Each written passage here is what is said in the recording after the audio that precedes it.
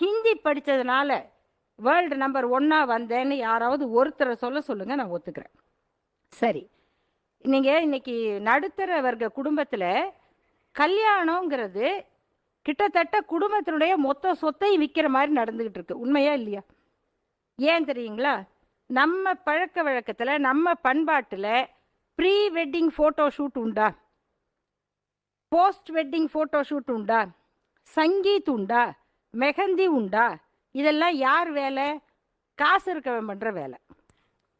காசு இருக்கவன் 15 லட்சம் மண்டபத்துக்கு கொடுத்து 15 லட்சம் ரூபா கொடுத்து வீட்டில் இருக்கிற பெண்களுக்கெல்லாம் மெஹந்தி போட்டு கச்சேரி பண்ணுறான்றதுக்காக நீங்கள் ஏழ்மையில் இருக்கிறவங்களையும் சேர்த்து அவங்களாம் பண்ணுறாங்களே நீங்களும் பண்ணுங்களேன்னு சொல்லுவீங்களா?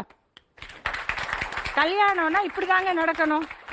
வசதி இருக்கவன் மட்டும் சங்கீத் வைக்கிறான். இதப்பா வரதட்சணைங்கிறது அரசு இலவசமா சொல்லி கொடுத்தா என்ன? அரசு இலவசமா எல்லா வீட்டுக்கும் சங்கீத்து மெஹந்தி எல்லாம் போட்டு விடுமா? யோசிச்சு பாருங்க.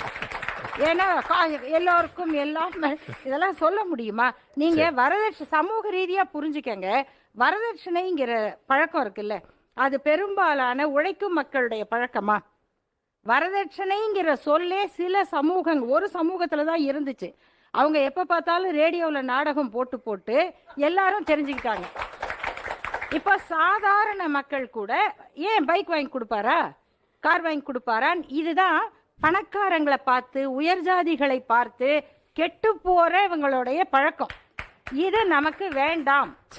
இது அடிப்படை. இப்ப என்ன பிரச்சனை? மராத்தி அழிஞ்சிருச்சா, குஜராத்தி அழிஞ்சிருச்சா?